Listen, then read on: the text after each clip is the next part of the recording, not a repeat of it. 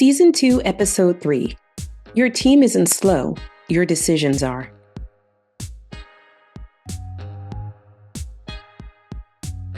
Welcome back to HR Decoded, the podcast where we uncomplicate the people problems breaking your business. I'm your host, Annekah Hall, fractional COO and people ops strategist. If execution feels slower than it should, or decisions keep bouncing back to the founder or CEO, your company has a speed limit, and it's one person's calendar and inbox.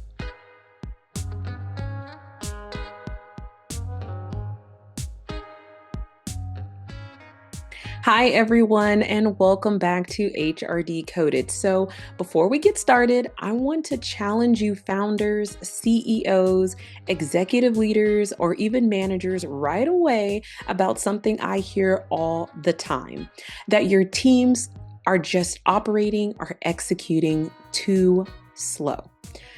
I say actually about 9 out of 10 times they aren't slow. Your decision making is too slow. So today we're talking about a KPI most founders don't track, but absolutely should.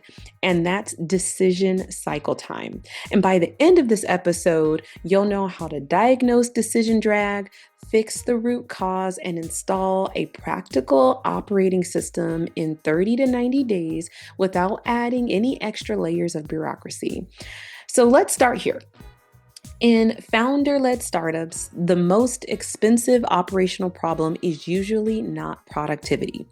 It's not that people aren't trying. It's not that your leaders are lazy. It's not even that you just need more accountability. The problem is often that your organization is too slow to make and stick to decisions. And when decisions slow down, everything looks like an execution problem. Shipping feels delayed, hiring feels delayed, customer requests get stuck, priorities keep shifting, and you start hearing the same sentence in about 15 different forms. Can we get leadership alignment first?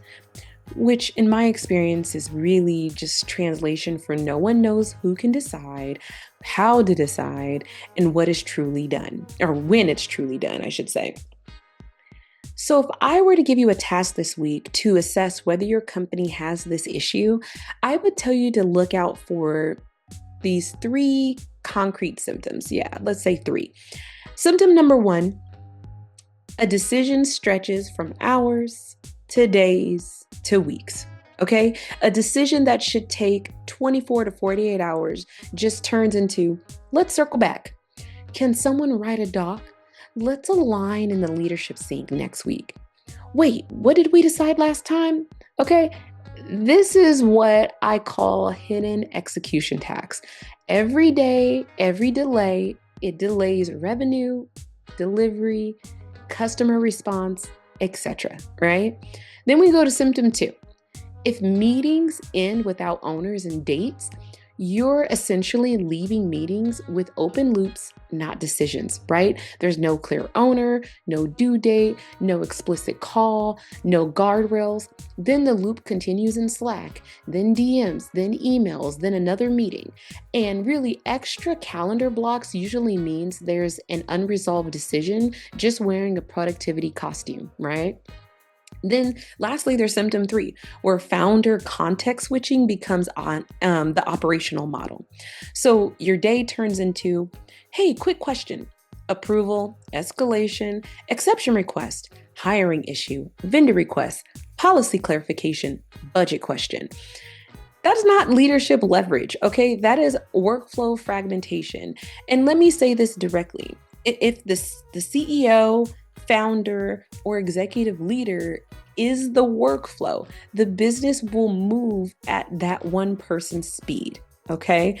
So I want to dig a little deeper because I keep referencing decision cycle time, and I want to define it in a way that you and your team can use it, right? So decision cycle time equals the moment a decision is needed to the moment a decision is made and no longer redecided.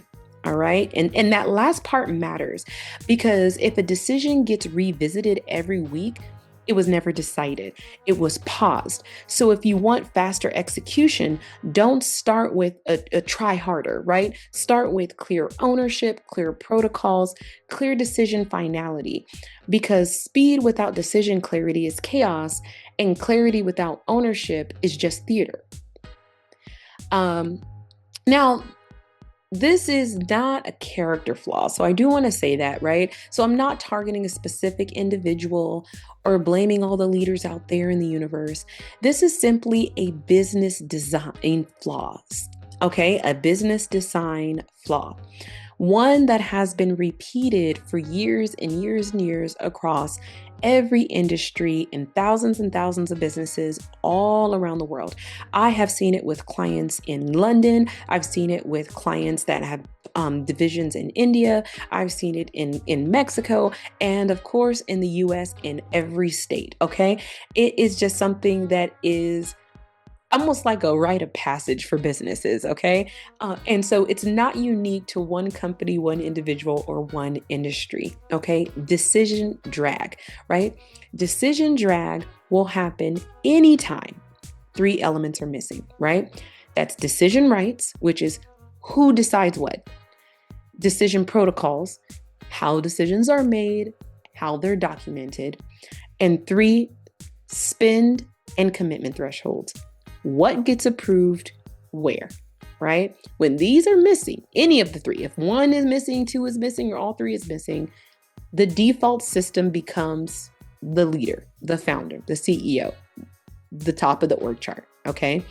And once that happens, the organization learns and develops a very risky habit where there is a belief that if it matters, you route it upwards. Okay, then I always get the founders and the leaders that get frustrated and say, why does everyone escalate everything? And the answer is because escalation becomes the safest behavior in an unclear system. People don't escalate because they're weak, right? Not everybody is a ask questions or ask for forgiveness later, right? People don't escalate because they're weak. They escalate because ownership boundaries are vague and consequences are unclear. All right. So now that I've stated that problem, you might be asking yourself, well, how do I fix it? Right.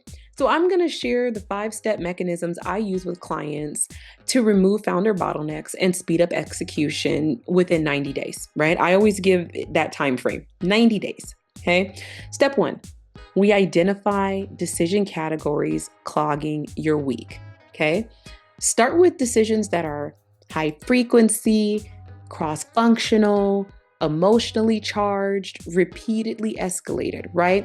Now, typical categories that I've seen are spending approvals, hiring and comp exceptions, roadmap trade-offs, customer exceptions, pricing and discount decisions, policy decisions like remote work, business travel, security access, etc.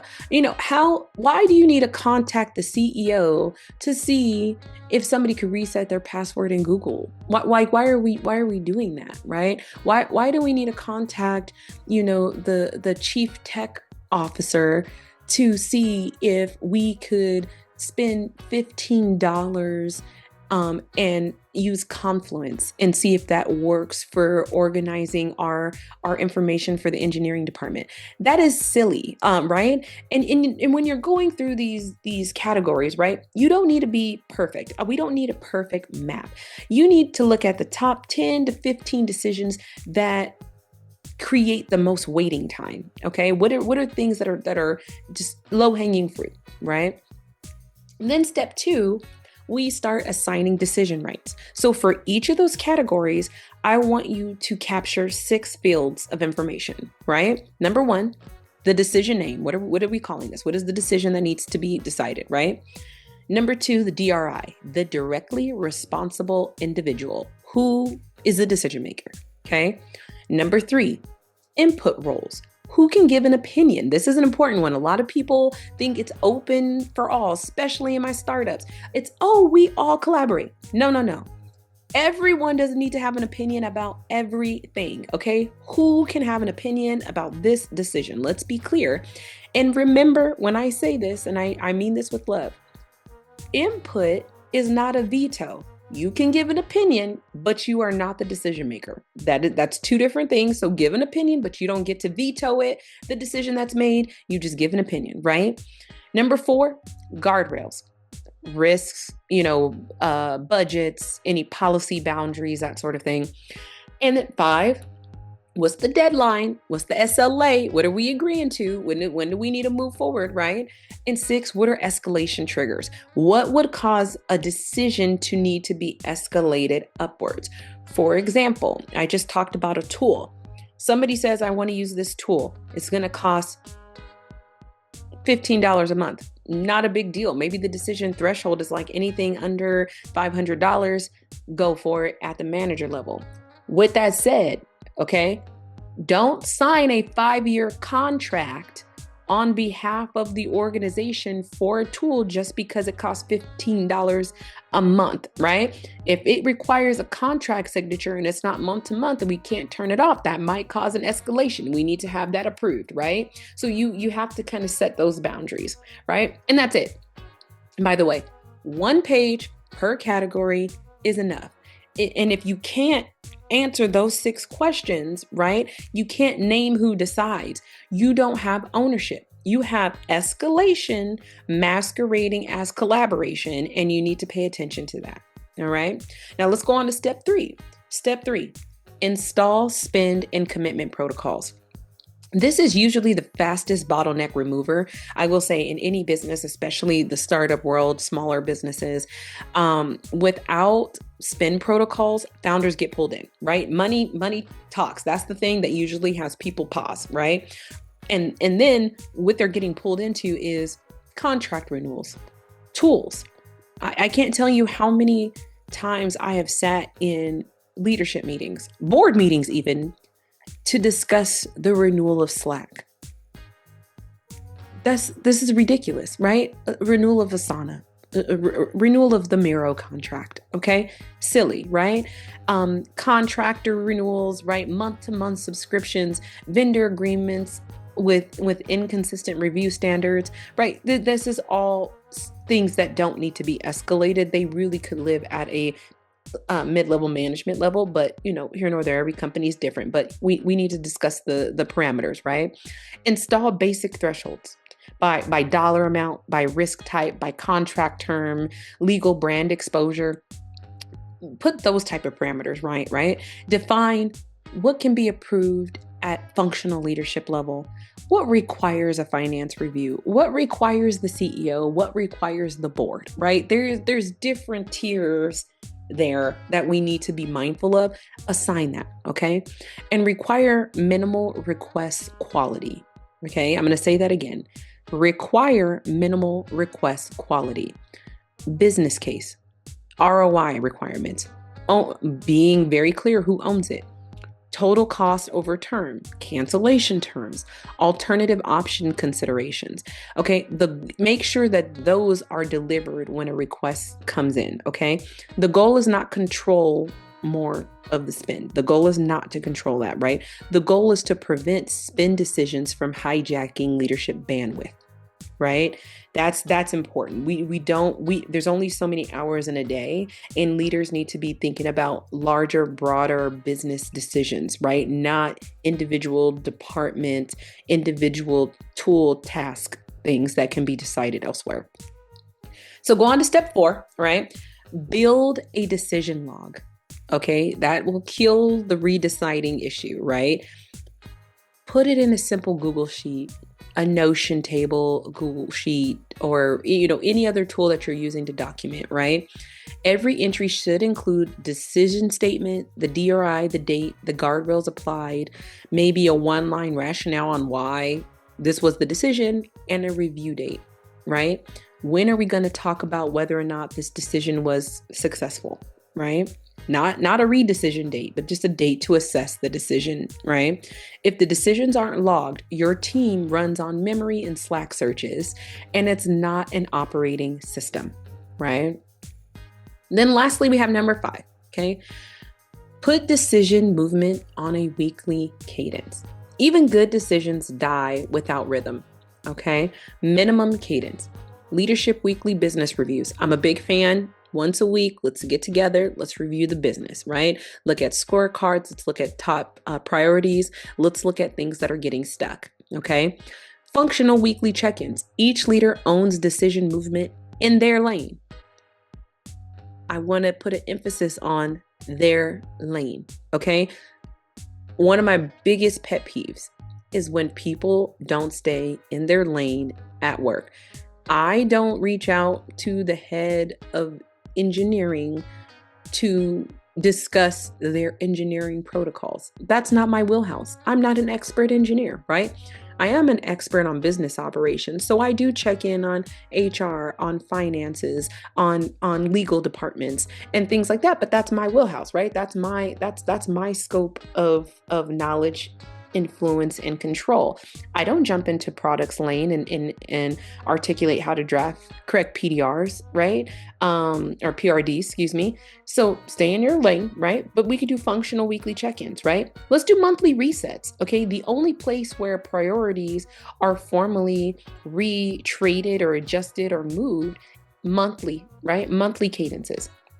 If everything is urgent, right, nothing is stable, right? If priorities change weekly, execution whiplash is guaranteed. So install those weekly business reviews, those functional weekly check-ins, those monthly resets as guardrails, as guardrails, but let's not keep instability going with execution whiplash, right? Okay.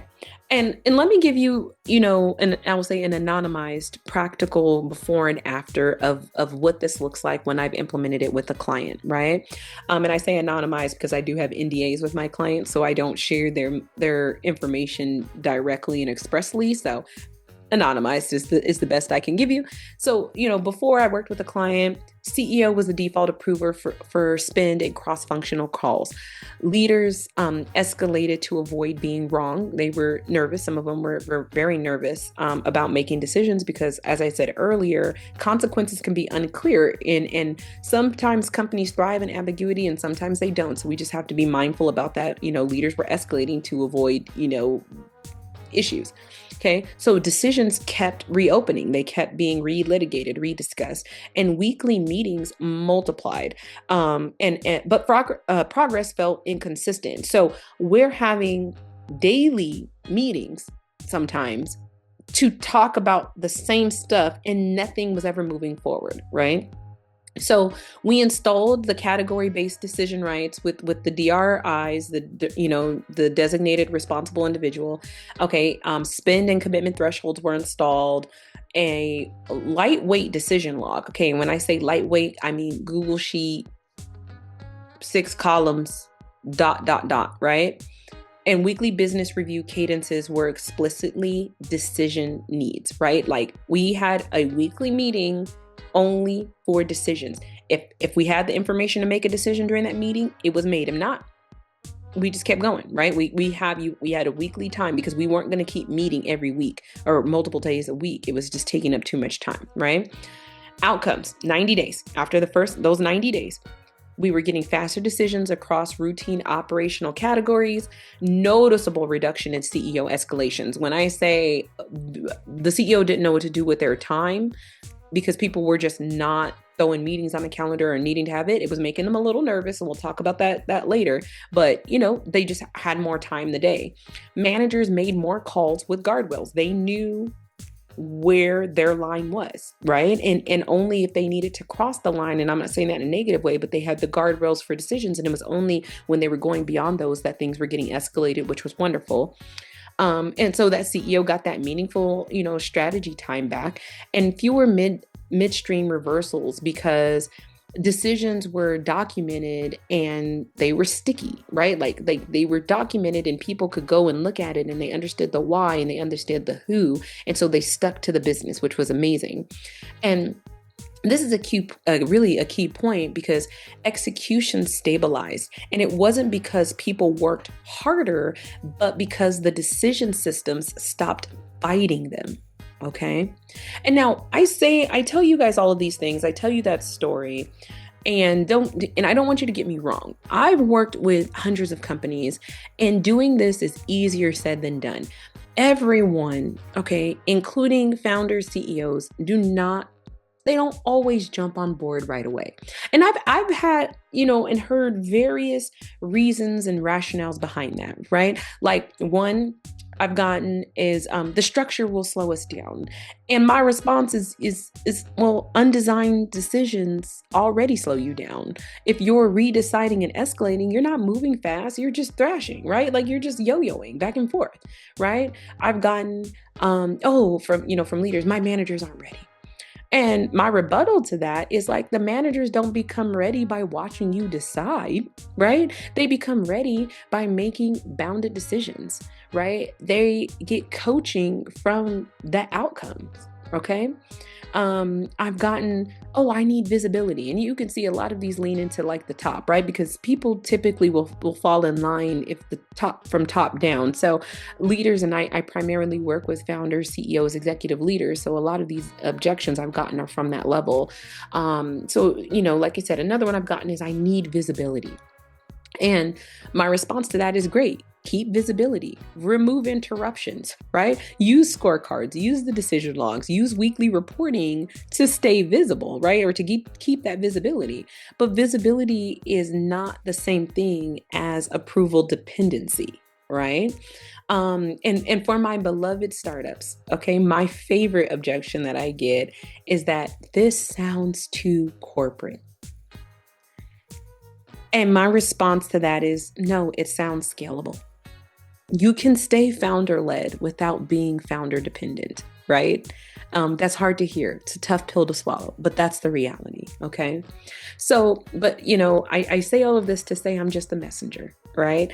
If you're willing to give my recommended process a shot, I do have a 30-day quick start plan for you. And you can look at this as a pure 4-week sprint, right? Week 1, list top 15 escalated decisions. Highlight top 5 that consume founder bandwidth. Tag where redeciding happens, okay? Week 2, assign DRIs, the responsible individuals, right? Define those guardrails and escalation triggers. Publish decision rights to leaders and managers, right? You can put in Slack if you want to, or send out a Google Doc, whatever you want to do, right? Week 3, launch your weekly business reviews with decision needs this week sections, right? Create your agenda, decisions needed this week, boom, right? Require recommendations to include guardrails and decision deadlines, okay? Week 4, track, the big one, track. Average decision cycle times by category, escalations that were made to the CEO or the leaders that week, percentage of decisions that were reopened, percentage of decisions made without meetings, right? Then tighten those thresholds and escalation rules based on actual data impacting your business, right? And if you don't track decision time cycles, you will keep blaming execution for decision design problem, right? So bottom line, your team cannot execute faster than your company can decide. If decision rights are unclear, everything routes upwards, right? If approval rules are inconsistent, people escalate for safety. If decisions aren't documented, you relitigate and you will lose momentum. But remember, all of this is fixable. And if implementing this happens to be your bottleneck, this is what I want you to do. Go to my website at www.hrdecoded.pro and book a free 15-minute bottleneck triage, or look me up on LinkedIn and send me a DM and I can help you out, okay? So as always, thank you so much for tuning in. Don't forget to like, comment, subscribe, share this episode with a friend, and I will see you next time for another episode of HR Decoded. Bye for now.